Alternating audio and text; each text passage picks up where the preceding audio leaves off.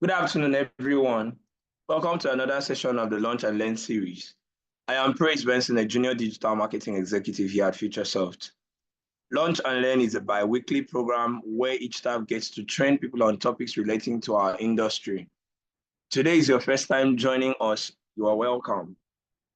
Kolade Agboola, our junior graphic designer, will be facilitating today's session on the topic crafting unique visual identities for brands.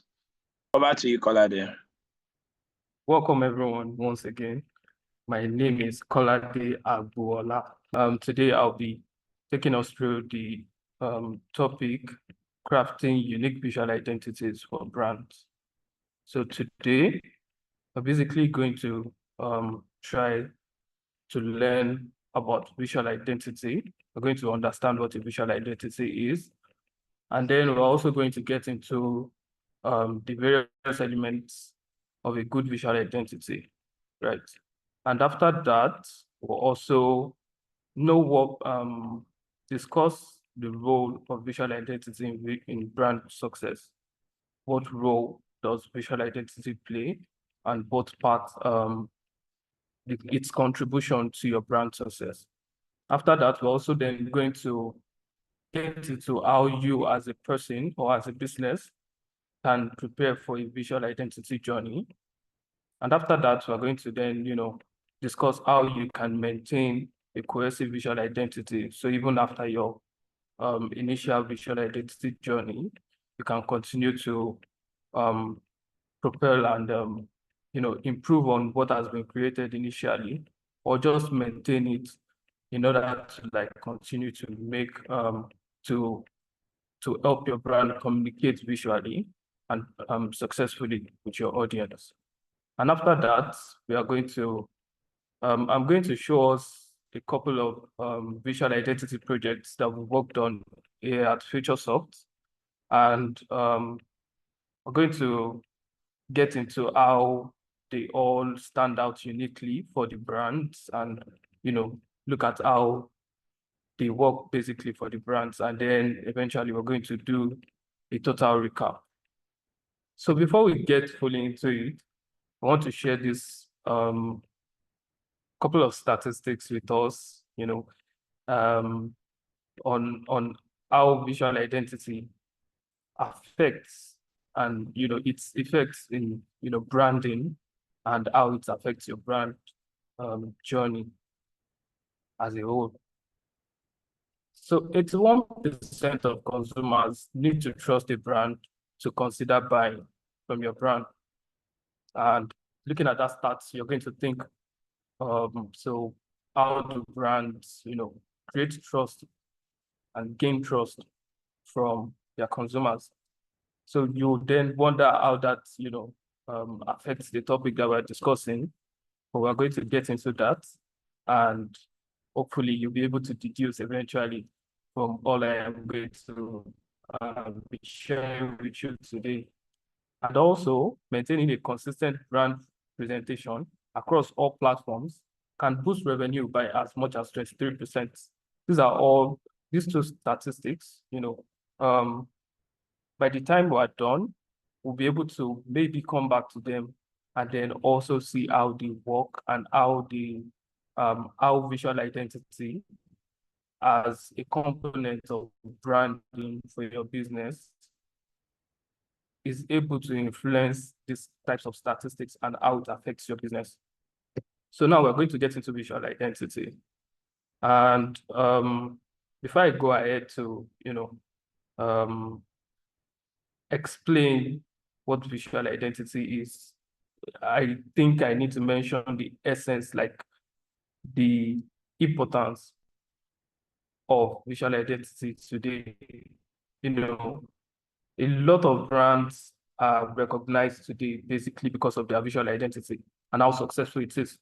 And considering the market and how large it is based on different technologies that are available to expand the market today, you can no longer allow yourself to, or allow your brand to not be easily recognizable or to not have relevance in the market. And how do you counter that? it is by creating a unique visual identity. Make sure you are easily recognized in the market, right? So your visual identity is the first thing that your audience sees. And within seconds, it forms their initial perception of your business. Your visual identity is the first thing that people interact with when it comes to your business. Considering we are also in the digital age, a lot of interactions go on online. And online, the online space, the digital space is visually inclined. So you need a very, very good visual identity in order to communicate with people. A compelling visual identity does more than just catch the eye. It tells your brand story, reflects its values, and forges a deep emotional connection with your audience. How? And I want you to, I know my picture here might be sending the idea that it is just a logo that we are talking about. No, we are not talking about just a logo, right? Visual identity encompasses different components, and we're going to get into that and break them down one after the other. So visual identity is the collection of visual elements that a company creates to portray the right image of their brand to its customers. And like I said, it is not just your logo, it is also your color palette, typography, imagery, and overall style and aesthetics that has been created for your brand. These elements work together to create a distinct, cohesive visual language that reflects your brand's personality and values. And like I said, there are key components and elements that we're going to get into that are included in the visual identity that helps you know that your brand, whether it is a new business or an existing one, has successfully created or has a good visual identity. So these key components are things that your brand should have, and they are things that you want to focus on based on how they affect how customers, come across and perceive your brand.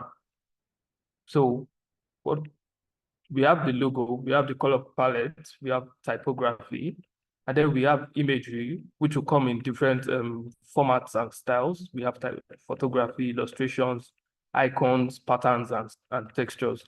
And then lastly, you have layout and composition. And as a brand, you want all of these components to be unique. And let's say you're in the industry as a brand, you're in the industry that is probably saturated in your local where your business is based, you definitely want to stand out properly. And how do you do that? It is to make sure a lot of these things in how they interact is extremely unique. So before we move on, I just want to show us examples of some of the biggest brands in the world that we probably recognize already. Some of us might not know maybe a couple of them, but I am not going to try and assume everybody knows everything, right? But everybody should know Coca-Cola. If you've not taken Coca-Cola this year or ever in your life, well, maybe that is a long short of assumption. But I think Coca-Cola is one of the biggest brands in the world. Everybody probably knows Coca-Cola more than they know any other thing, right? And some of the components that I've mentioned earlier on, you see them here. You can see their logo, you can see typography, you can see color here, you can see image style, you can see the difference between the Coca-Cola's images and Nike's images, right? And you look at the Nike's logo, everything looks different, right? It is not the same thing. And also FedEx, you notice the use of their color strongly. It is probably more prominent now, but I don't want to go into the history of what I know about FedEx, what it used to be before they rebranded to this, you know, what it used to be before they changed their logo to this and their whole visual identity into this. But it is an interesting journey, and they had to change a couple of things to become what they are today. So I'm going to get into the different components and elements of visual identity. Like I have mentioned earlier, the first thing that we checked, that we saw, was the logo. So the logo as a component of your visual identity, it is the most recognizable element of your brand's visual identity. Everybody knows, you see different types of logos every day, right? You know, I am sure at the back of your head, you know what WhatsApp logo looks like. You know what Facebook's logo looks like, and you know what Google's logo, looks like. Everybody has an idea and like images at the back of their head. Why? Because they are easily recognizable, and that is what a logo should be for your brand. So what are the qualities that a good logo should have? A good logo should be simple and easier to recognize and remember, right? You want to make sure it's easy for people to remember and easy for people to recognize. You could see, for instance, if we take out the C in the Coca-Cola logo, that C, and we take it out and use it for design, and don't even put Coca-Cola's logo, just use their red underneath it. Everybody's going to be able, people that, familiar with the brand, be able to know that, oh, this design belongs to Coca-Cola. And if it has text on it, we know whatsoever information is on that design belongs to Coca-Cola, right? Right. Also, your logo should be versatile. Your logo should work well in different sizes and formats, from mobile screens to large format prints. Today, like I said, based on what the market looks like, we have different platforms, we have different touch points at which customers will interact with your brand. It could be on social media, it could be at a booth in a conference, it could be a flyer that you're going to, find on a table, maybe at a maybe in a store or somewhere, right? You want to make sure your logo is able to is easily implementable in all of these different touch points, right? It is versatile enough to be used in different spaces. Also, you want to make sure that your logo is relevant to your industry and to your brand, like to your unique brand personality. We all know different logistic companies, but they all don't have the same logos, and they all don't have the same colors. And colors are things color is a huge, but like this. Can everybody hear me, please? I just want to be sure. Grace. Yes, I can hear you, although your audio was lagging at some point, but you're back. Okay, thank you. Yes, so you want to make sure that your logo is relevant to your industry. And when we create logos as designers, we use different symbols and different elements, different visual symbols to interpret things. So you cannot be in the food industry and your logo looks like a shield, as if you're in the security industry or maybe cybersecurity, right? Or various things, various visual symbols can mean different things, but you want to be sure that whatsoever logo that you're going to be creating for your brand is relevant to your brand. Also, you want to make sure that your logo is timeless, that it can continue to stand the test of time. So what if you create a logo today, and in the next 15 years, you have to change it because, oh, you didn't consider something, or the designer didn't consider something, or while you were creating your visual identity, you didn't think it was important and it was not that big of a deal, right? If as designers or as whatsoever, if you are working with a design agency, they should be able to help you create a timeless logo that would stand the test of time. It doesn't matter if the year is 2030 or 2094, your logo should still be able to stand and, you know, still be recognizable and basically accomplish all the qualities of a visual identity in the market, right? Now, after logo, we're also going to then, I'm going to show you this, a couple of logo styles that exist, okay? So we have about like 5 that are basic. If you go ahead and do a little bit of research on this, you might get a little bit much more different results compared to what I have here, right? But basically, we have icons, word marks, combination marks, and emblems, and then letter marks. And what are the differences, right? Icons are usually logo types that are pictorial in form, right? They don't have text on them. So what you see is a visual representation of maybe a symbol or a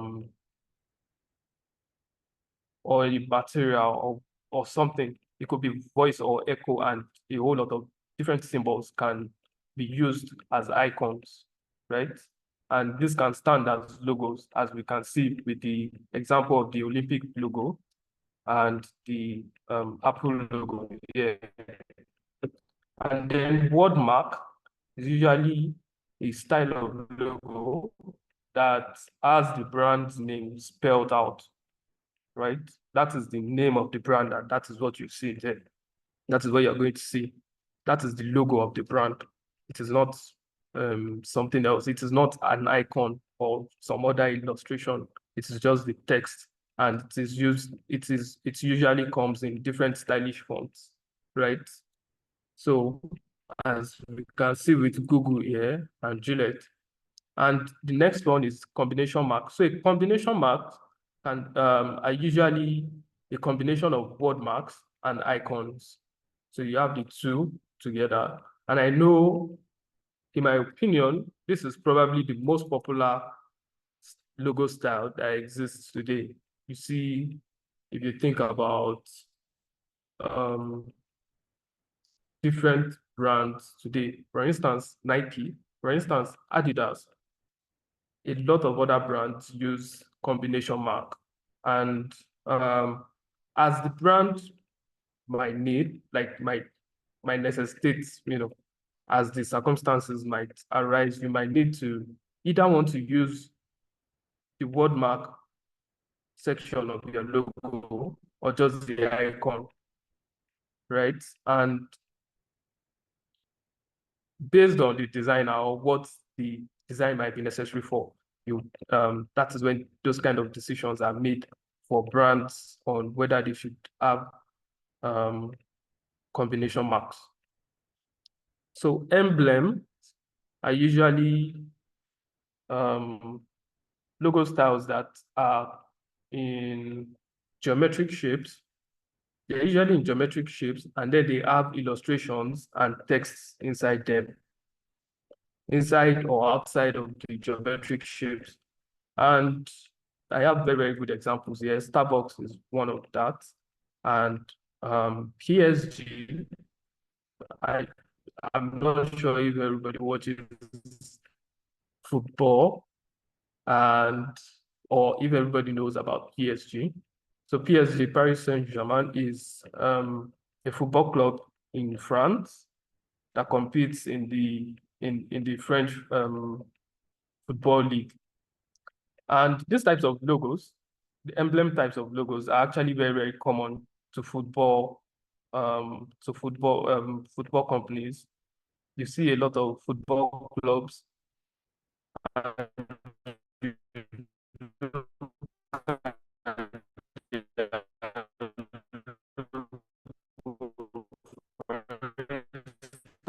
if you take Manchester United, for example, I don't think that's of them. Like a lot of times, the logo style that you'll be using might be based on your industry, right? And that will literally speak for itself when it comes to lettermark. So lettermarks are usually logo styles that have just it usually is an abbreviation of the brand's full name, and they use that as the brand's logo or in the brand logo, as we can see with P&G. But for BBC, everybody knows BBC, and that is not the full name of BBC, right? It is the British Broadcasting. I'm not sure if it is company or corporation now, right? And apart from that, we have CNN, and that is also not the full name. And we can go on and on and on for lettermarks. But I want to point out that the most important thing about logo styles is that each logo style, has industries that they work for best. So a lot of lettermark logos are better for traditional brands. And when I say traditional brands, I don't want you to think super traditional when or like in the sense of our own traditional way here in Nigeria or Africa. I'm talking more about like the Western African, more about like the Western traditional style, right? So these types of brands usually are corporate, but also they have like this local sense and feel to them. And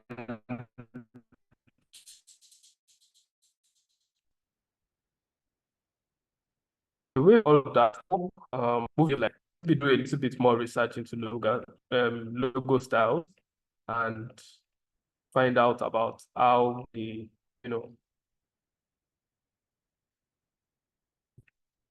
So now we're going to get into color palettes.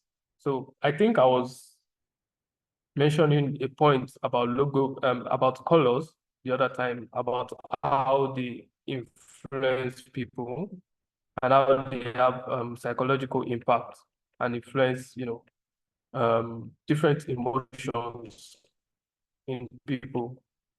So color palettes in your visual identity goes beyond just visual aesthetics for the brand. It helps influence emotions, convey messages, and help to differentiate brands from their competitions, right? So we all might not know about color psychology, but in color psychology, I think for red, the color red connotes passion and fun, and orange also connotes youthfulness and passion, not passion, more like fun. And yellow connotes brightness and fun. And green connotes growth, and blue connotes trust, right? So in all of this, you want to choose a color that's, speaks to your brand values. So if you are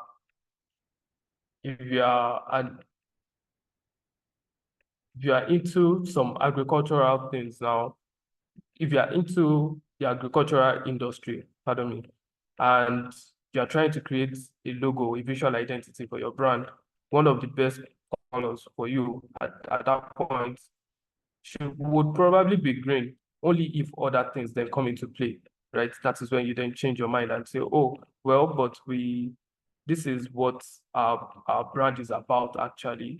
So we then maybe then change the color to convey that to your customers. And when in using colors in brand identity, we have different ways of using colors. We create colors in different formats. So usually a brand will have a primary color, a secondary color, and sometimes, or maybe not, have accent colors as well. And there are different rules that we apply in order to achieve that.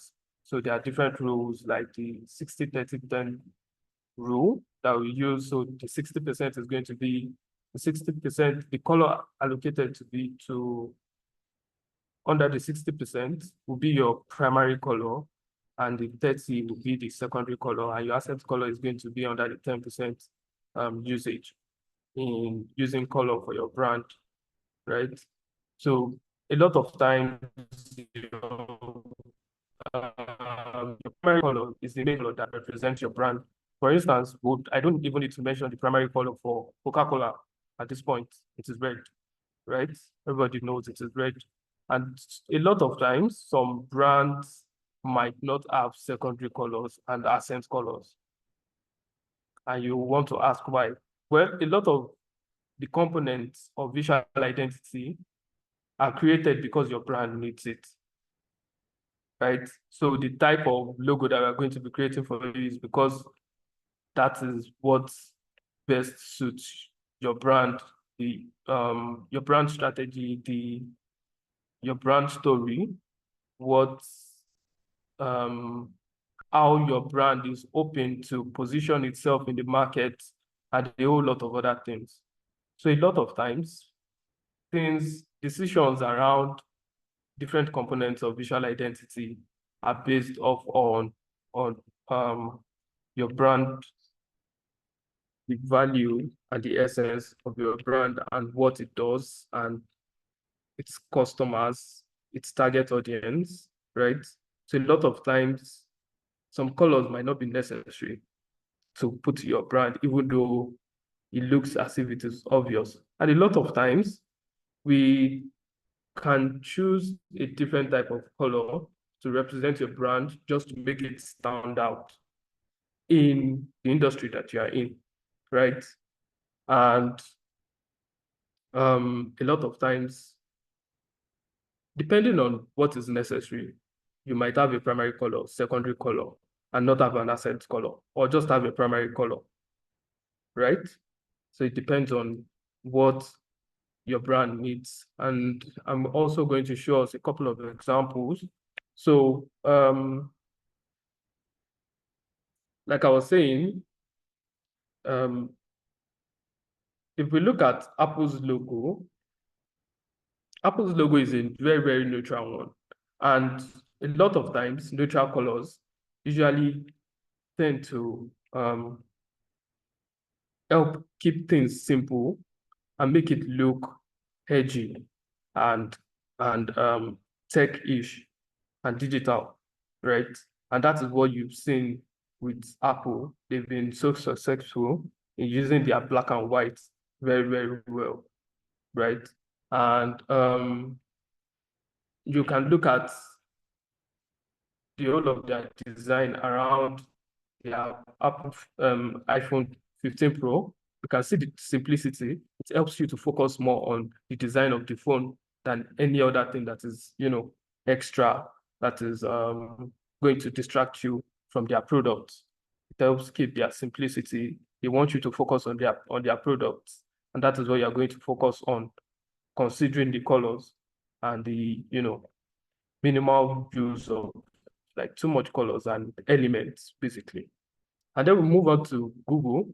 So I think I've had this discussion with my HOU one time, and he was telling me about how blue is the main color of Google. And a lot of times, if you go ahead and check how they use blue across different platforms that they create, that Google has under their brand, you might find that you might be convinced that blue is also maybe their primary color. And that will make sense because they are in the digital industry, right? and blue is for trust and innovation, right? And but also, Google is a dynamic company. They are not limited. So they have other platforms. And when you're using those tools or platforms on Google, you just want to, they will help you differentiate the different platforms that you're using based on the different colors that they have, right? And they've been able to successfully utilize their colors across the different platforms that they have. Also, I was talking about emotions and how colors brings out emotions in design and in communication. And you can see that here. You can see Coca-Cola successfully using the red to literally invite you into these pictures and probably even make you want a Coke at this point, right? And also a couple of brands, they are notorious for turning their pictures into their colors as well. So Coca-Cola does that all the time. If you notice their ads a lot, you notice that their pictures and the models that they have on their designs usually have this red overtone on the design, right? It is not just about like the section where it has red or maybe white and you have red on it. If you are looking at just the picture, you would see a huge presence of red in the pictures, right? And that is just to continue to, consistently use their color to, put their brand in people's minds. Now we're getting into typography.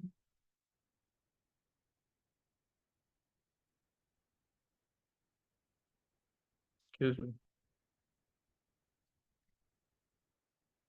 Okay, so typography is the art of arranging text in a way that makes it readable and visually appealing. Typography contributes to the overall tone and personality of the brand. And just like colors evoke, different emotions in people, typography also communicates communicate different feels to people, right? So I was mentioning BBC the other time, and I think I wanted to also mention the New York Times. If you are familiar with the New York Times, you would know that their logo, what their logo looks like, is a very, very elaborate traditional serif font.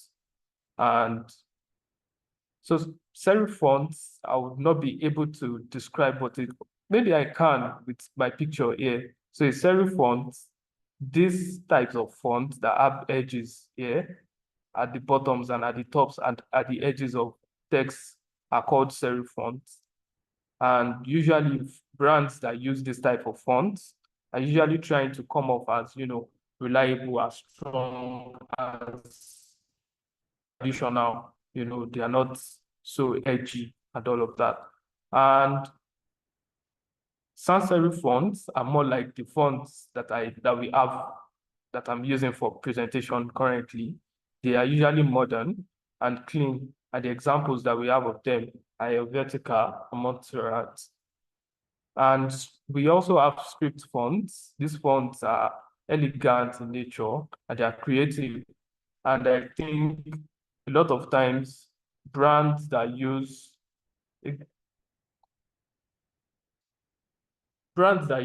script fonts, they are usually maybe in fashion or in the creative industry generally, right? They are trying to come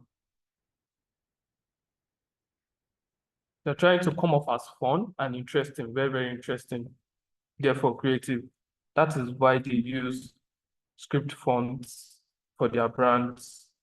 And a very, very good example is the Edwardian script. And you have display fonts. Display fonts are unique, decorative, and a number of times for your brand, if your brand, needs a logo. Sometimes a display font might be created for your brand. I mean, if the budget carries it, and it is able to take that on, and that is what your brand needs to stand out in the market. That is what we created for your brand. And a lot of times these texts have different effects.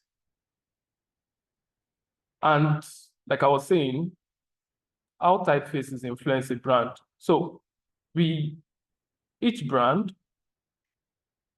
has a different feel, right? I was talking about serif fonts and how they look traditional, and this is a very, very good example here. This looks corporate and straightforward, like they are trying to be serious. They are not trying to be funny and edgy. It is a straightforward thing, right? For the Forbes cover, everything looks serious. And when we come to the Coca-Cola font, which is a script font, a very, very good example of a script font, it is fun, right? It shows excitement. And, the designer doesn't even need to do a lot of things here in order to illustrate, taste the feeling. What are you tasting in the feeling? It is excitement, right? And you can see this cyclist is obviously going to be excited and having fun going through all of this. And then you can see the type of font that is used for Nike here. You can see because Nike is a brand that is trying to say its customers should, be bold, be, strong, and basically into athletics, basically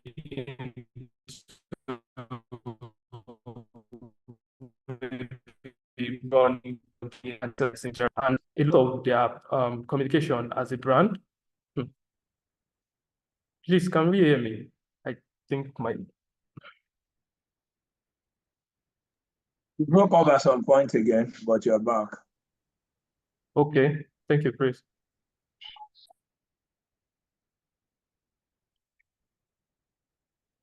Yes, as I was saying, we all can see the boldness in the text that is used for Nike as a brand, because they are usually pushing their audience, their users, to be bold. And you can even see it in their captions here: rise, run, rest, and repeat. It takes boldness. Find your greatness. It takes boldness. Just do it. Takes boldness, and the text literally sees it as well. So moving away from typography, we're going to get into imagery. So like I was saying the other time, imagery, when it comes to imagery, we're going to, you might have different formats in photos, illustrations, icons, patterns, and other visual elements that your brand can use to communicate. So photos are usually, taken and with cameras, and they're usually realistic, just like my image placeholder is very, very realistic. But illustrations might have much more unrealistic nature to them. And depending on what your brand is focused on, what industry you are, or in which way you are trying to stand out and be unique, different types of imagery can be used for your brand. And, use as a brand, you want to use imagery that effectively communicates your brand's narrative and values. Your story and memorable. So you won't want to be a brand that is in a different industry, and you're using an image that is totally, that focuses or communicates more about a different industry. Or you won't want to be in a different kind of location. For instance, be an African brand, and you're using images of people that are not African, basically, right? Also, you want to integrate unique elements that reflect your visual identity, such as custom illustrations or specific patterns that can, be created from your logo to differentiate your visual style from your competitors. And I think going back to the examples that I was showing on fonts the other time, we see a lot of times Coca-Cola has used their fonts to communicate excitement, to communicate different activities just with that their logo, right? Because of how creative it is and how extensively it can be used. And a lot of brands also use create patterns that is easily recognizable. And I think I would show us more examples as we go on. Also, you want to choose visual elements that align with the feelings you want to elicit from your audience. A very, very good example, again, is the logo, the Coca-Cola ad I was showing us the other time that showed excitement, even though it was a Muslim festival. Even though, and you're going to, you must have noticed this, even if people are in the restaurant and there's no special celebration, the pictures that Coca-Cola is using is always going to show excitement, right? And if it is Nike, whatsoever it is, people will always be trying to, be engaged physically. They're either running or jogging or stretching, right? Because that is what the brand is about.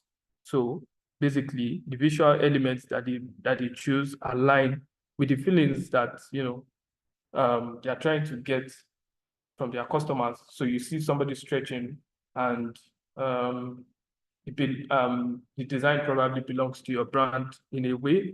They then begin to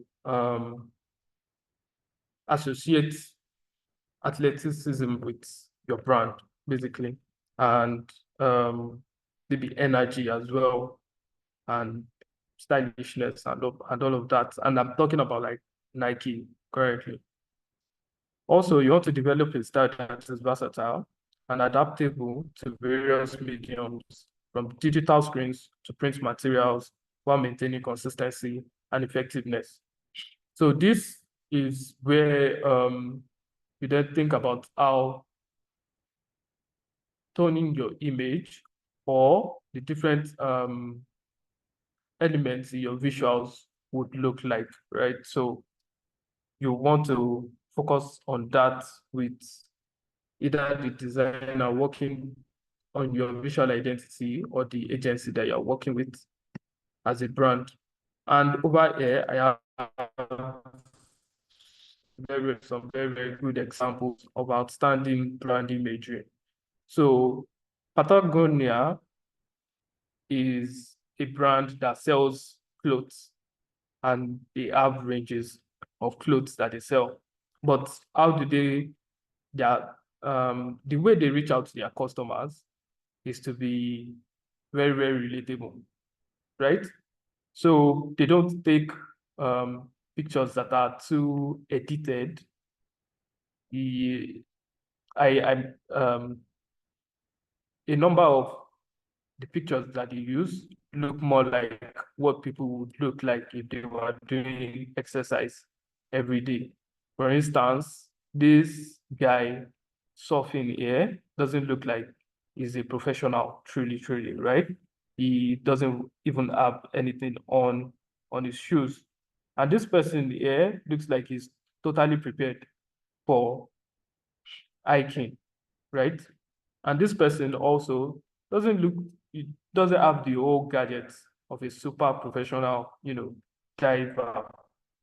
And you can see this person's track pants or shorts and running wear basically looks like something you can find and put together in your own room. But all of these different wears are what Patagonia is selling, right? And this is how they communicate with their audience, through this very, very realistic imagery. And also, over here, you can see MasterCard, very, very, creatively using imagery to put their logo in people's mind almost every time. You have their red and yellow colors, and you can see it over the flowers here. And they're also, linking up at the intersection here. And you have the same thing with this food, whatever pie it is that they are eating. And then you can see what this lady is also eating over here. I think that is ice cream. And you can still see the brand colors there. And all of these are actually from MasterCard's website and social media pages. So this is how they communicate and interact with their audience, and they keep their brand in people's minds. And also maybe everybody will probably be familiar with Cowrywise. So Cowrywise is a fintech company, but the way they communicate with their customers is through illustrations, right? So like I was saying the other time, illustrations are much more unrealistic elements that are drawn out by designers. And over here, you can see the Naira. It has different depths and different formats. Here you can see a flat Naira shape and a 2D Naira shape in between, just to indicate money over here. And then for like there are different programs, they are trying to talk about, 4 years of school will get you a degree. And maybe this is a promotion on how to finance your degree through their platform. But instead of, just putting a picture, this is what their brand has opted for, and that is what they are using. And it is consistent across their, social media and websites and different platforms. Even in their emails, you would see a lot of illustrations. That is how they communicate with their target audience. And maybe it is also important to point out that the target audience is also important. That is how we as designers decide on what should work best for you and how to stand out differently. I'm coming back to that because Cowrywise uses these sorts of illustrations because their target audience are more of youths and like young people and adults majorly, right? So people that are interacting with these designs basically can understand these designs. These are the things that are very, very important to, take note of when creating your visual identity. Also, the last component that you should look at very importantly is the type of layout and composition that is created for your brand. And this is layout and composition is the arrangement of visual elements on various platforms, such as websites, brochures, and social media. Consistent layouts help maintain a cohesive look across all brand touchpoints. So if you have a very, very good layout, it is easy for people to easily, recognize, oh, this probably belongs to this brand, right? That actually maybe probably belongs to this brand. And a lot of times it is just it's a psychological thing. People just be able to, attribute whatsoever they're interacting with. It might be a flyer, it might be a PDF, it might be a website that where your logo is not showing, but somehow they know it belongs to you. And what are the qualities, of a very, very good layout and composition? You want to prioritize visual hierarchy, right? This is the arrangement of elements in order to guide viewers' eyes through a clear and logical flow, highlighting key information and enhancing overall readability. I have very, very good examples of this to show us as well. Also, you want to ensure consistent alignment and spacing. These are important so things don't get clustered up on your design and it is easy to navigate, right? Also, you want to balance visual elements. You want to distribute visual elements evenly to avoid clutter and create a harmonious composition, ensuring that no single part overwhelms the rest of the design. And this is to basically encourage users to interact with your design, and not bore them or wear them out with your designs. Consider user experience. So this would majorly, maybe not majorly, but really to some large extent apply to websites and app designs if your brand needs one or is using one. You want to design with your user in mind, optimize layouts for ease of use and accessibility, which will then enhance engagement and ensure a positive experience with your content. And these are my examples. These types of layouts. Forbes has successfully, owned this layout for their designs. If you see, and maybe not just Forbes, a lot of magazines also use this, right?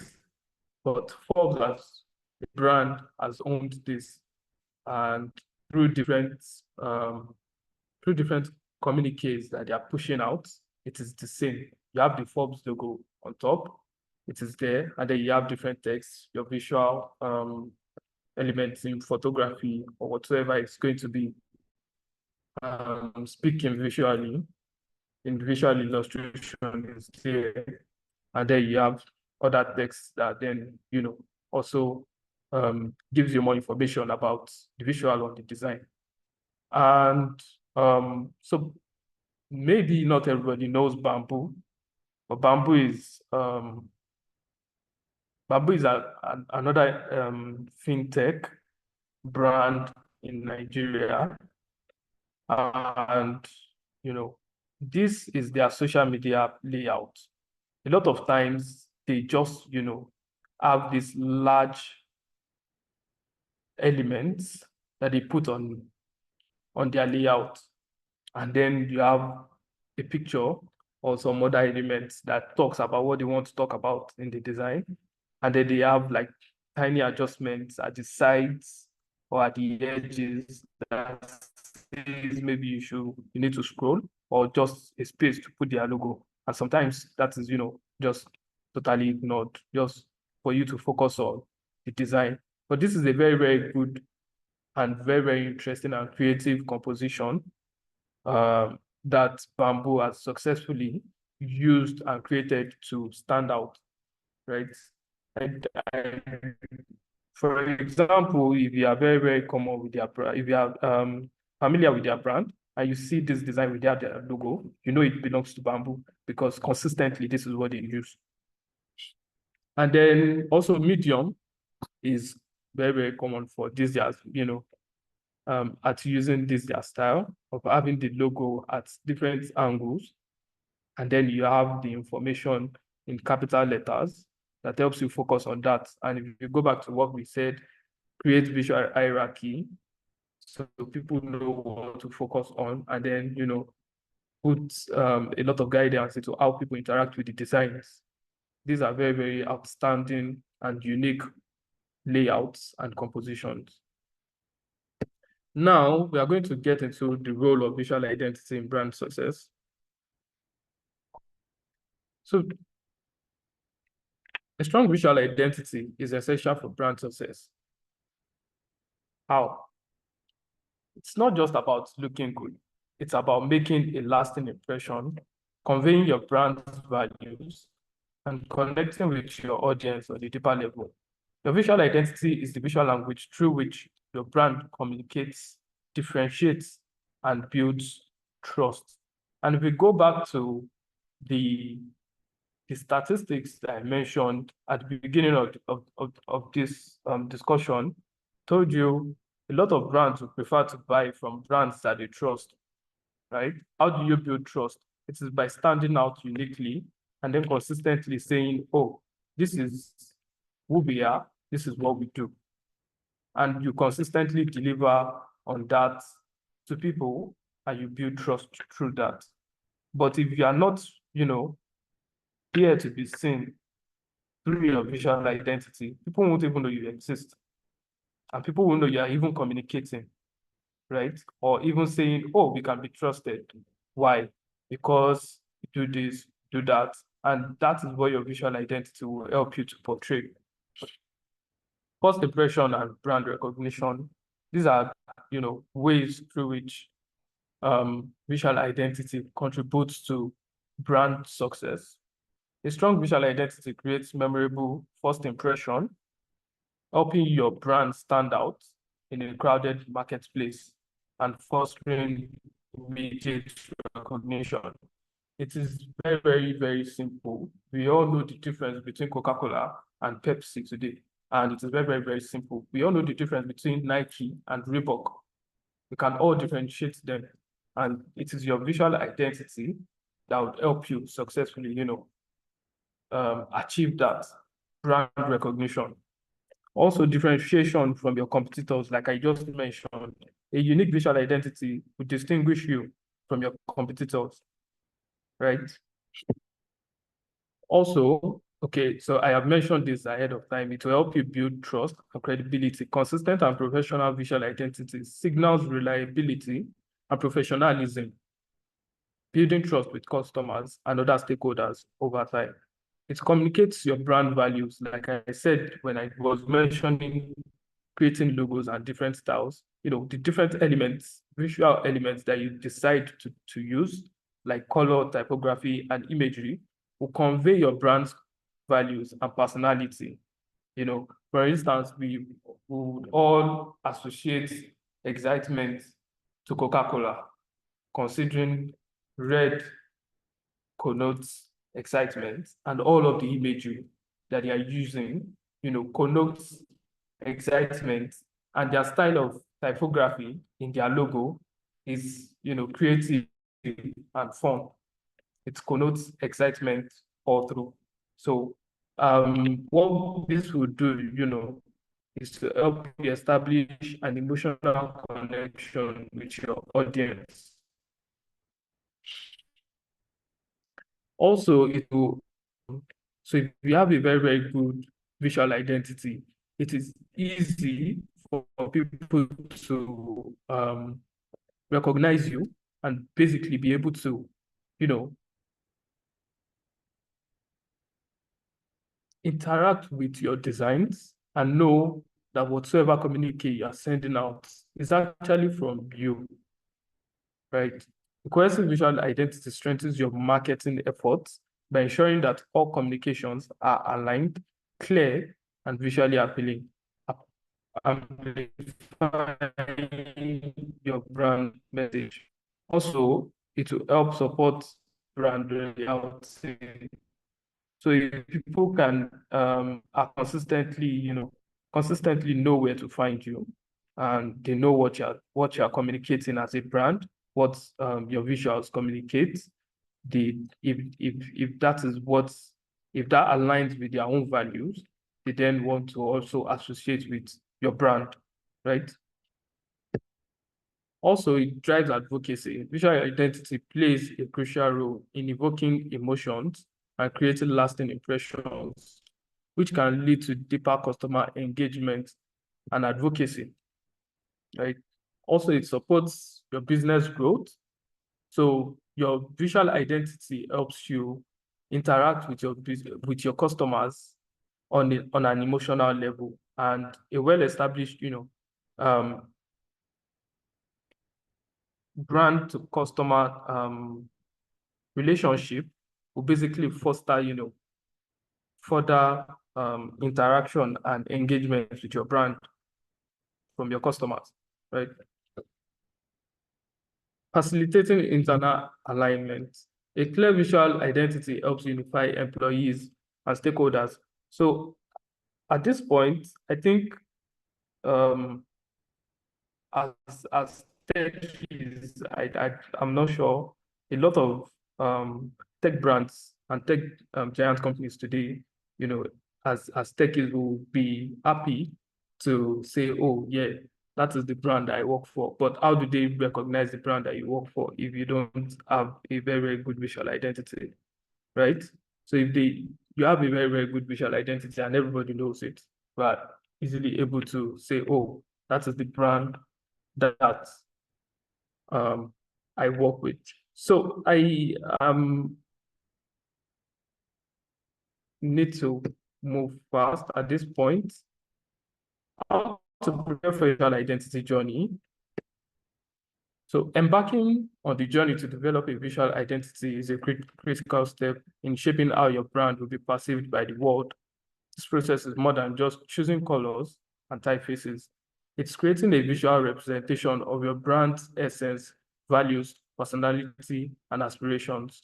So I have explained a lot about visual identity, but now when you as a brand need to create a very, very successful and unique visual identity, what you need to focus on is what makes you special as a brand, what stands you out there in the market, what is special about your brand, what is the personality that you want people to associate with your brand, right? I have talked about different emotions, that colors, that imagery, that they portray to people, to customers by brands.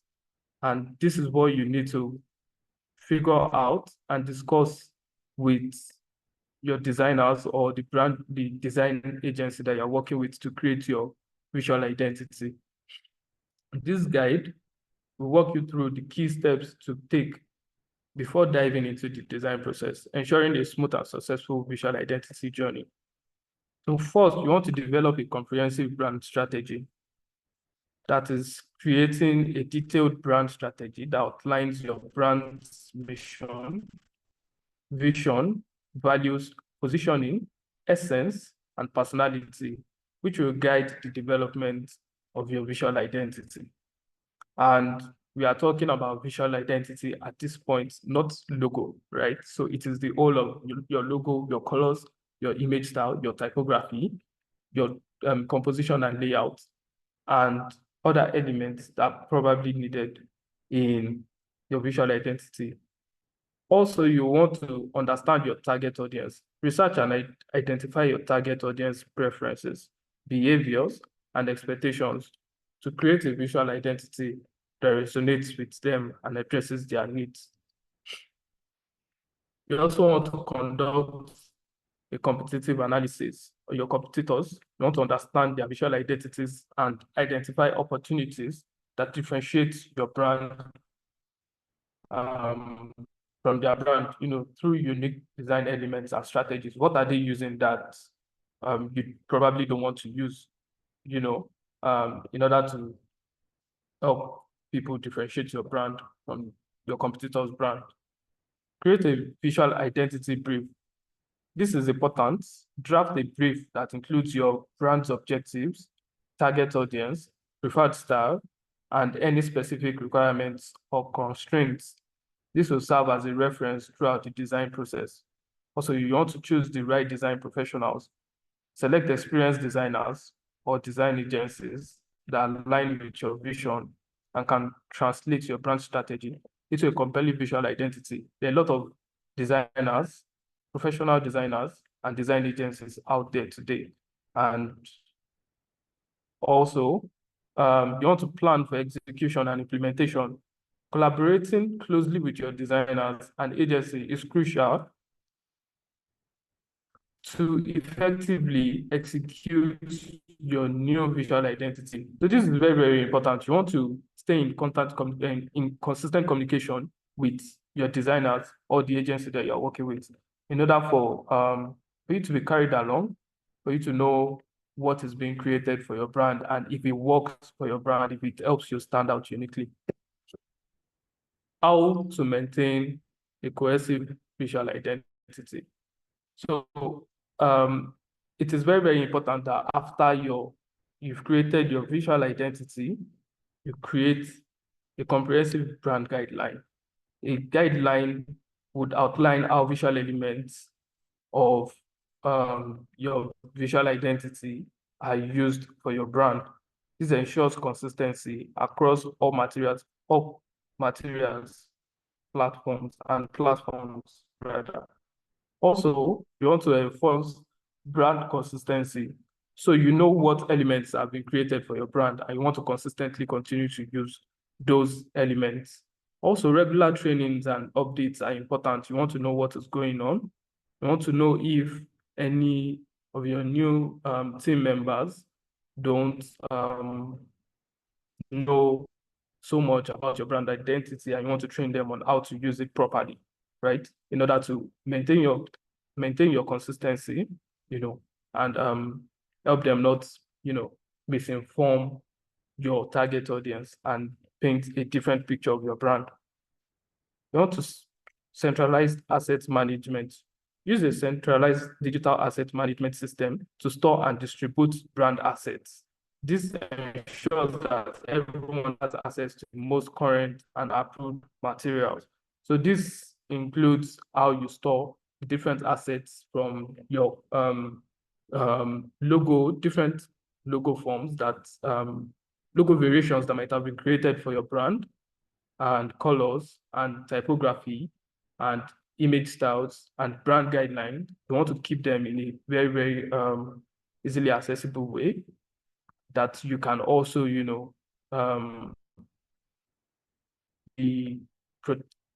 can easily protect as well.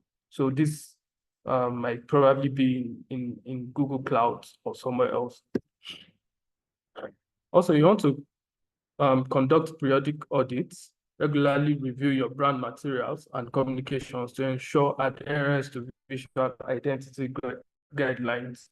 A couple of times, a number of things might change and your designers might not take notice of it, or whosoever might be using the designs might not take note of it. At different times, you want to, regularly review your brand materials and communications and see if we're still using the same colors that belongs to the brand, or we've moved away from it and now we are looking like something else, right? Also, you want to adapt to changes thoughtfully. So a lot of trends come up every now and then. If it is necessary for your brand to, update a couple of things on your visual identity, probably want to do that.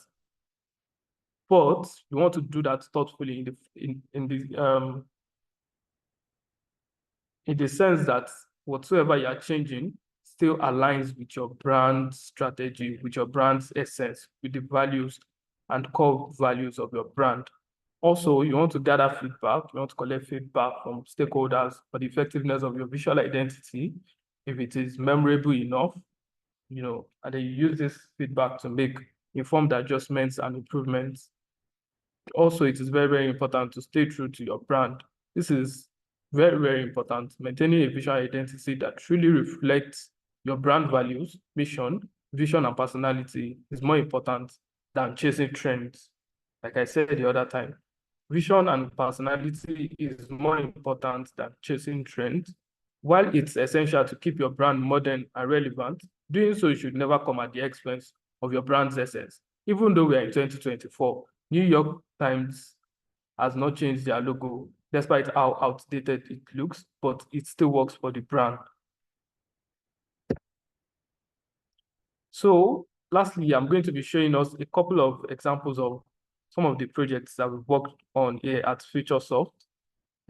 And first off, I'm going to be showing us the logo we created for Society for Corporate Governance in Nigeria. Corporate governance,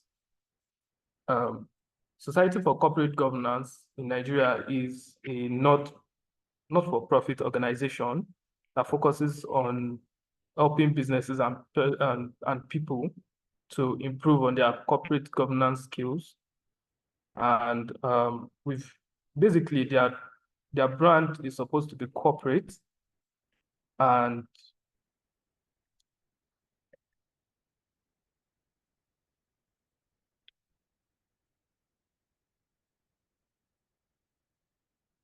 please, can you still hear me?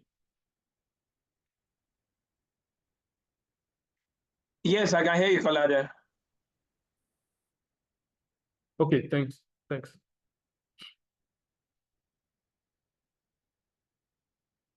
Yes, this is a Yes, corporate we can hear brand, you. and Carry they on. created this logo. Oh, okay, thank you.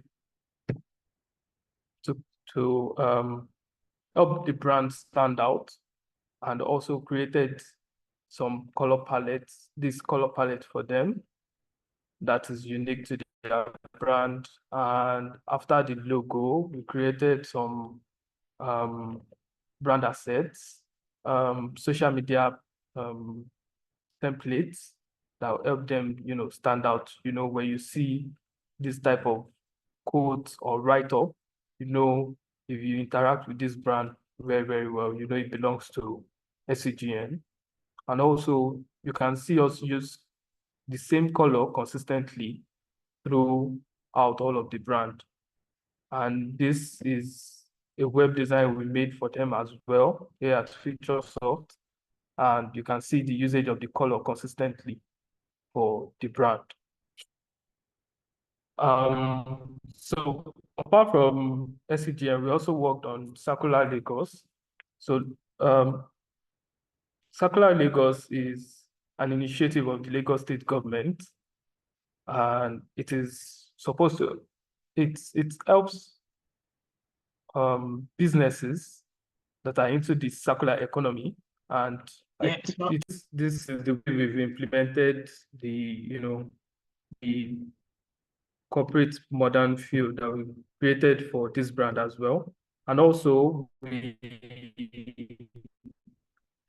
worked on Lagos Business School's identity as well. Identity, we helped create this social media layout that they use, and a couple of brand assets as well, and some print materials that they use. And you can see the consistency in their image style. You can see lecture rooms and corporate dressing.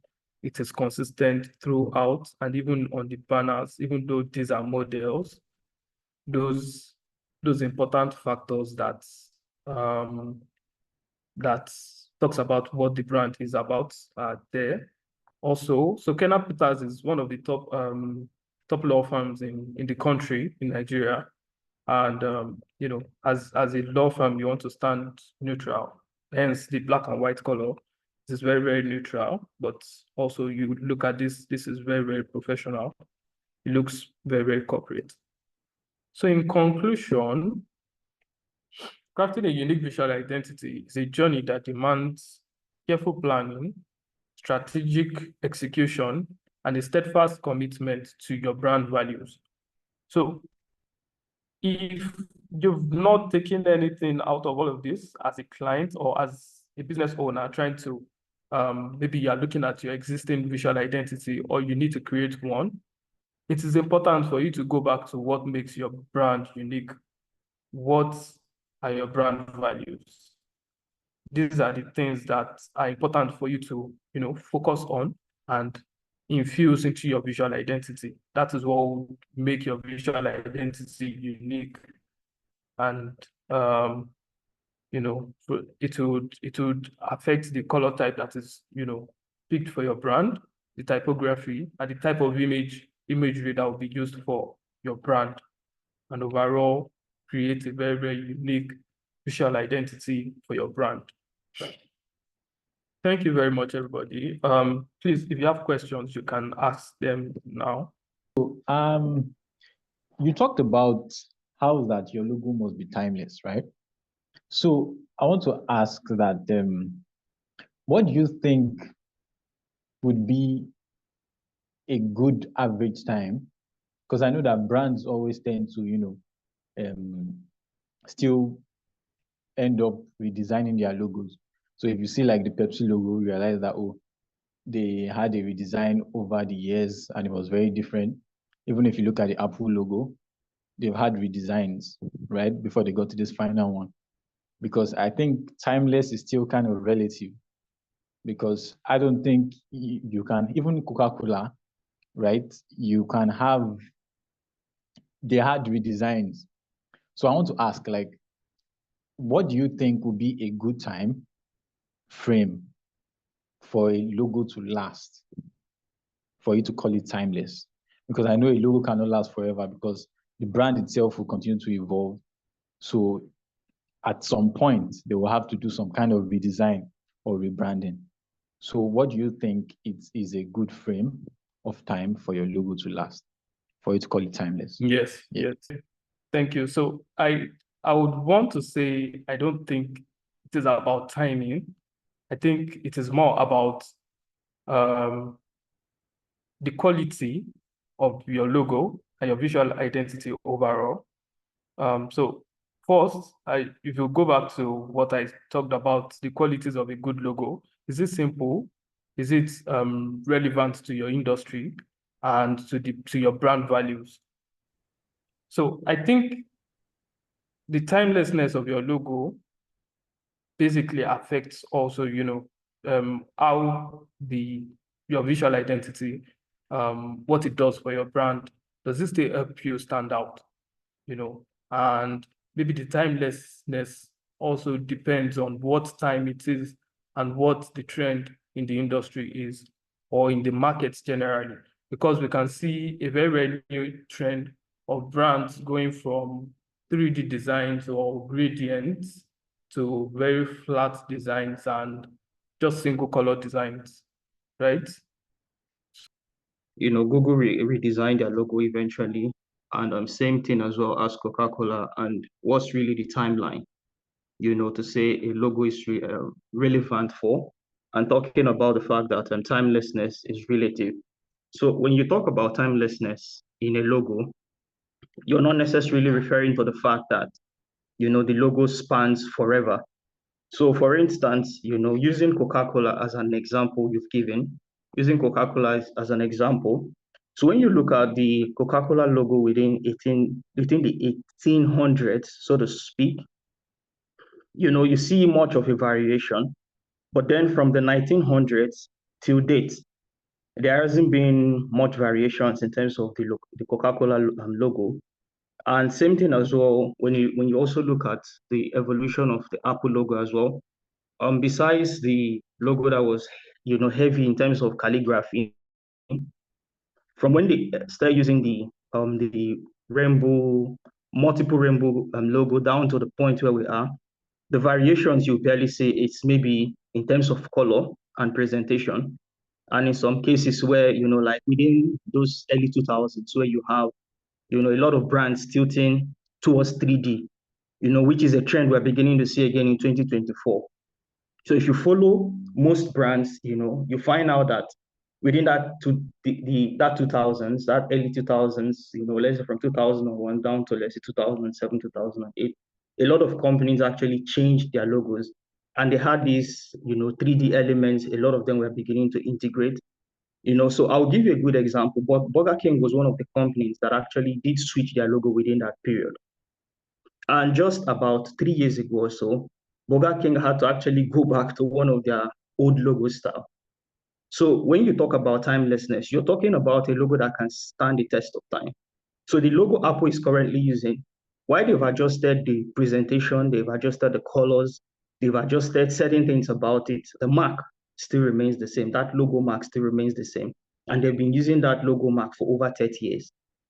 So when you're talking about timelessness, that's what we're referring to. Same thing as well with IBM.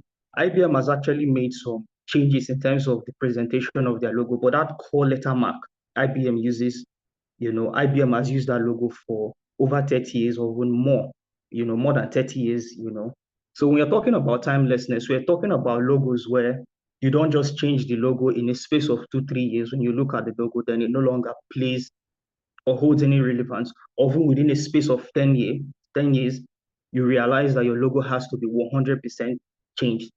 So what you're referring to, both for the case of Google, for the case of Apple, is not necessarily a redesign. So that's what you call a brand refresh, and in which you're not basically moving away from what you have. You're not basically moving from the visuals you have.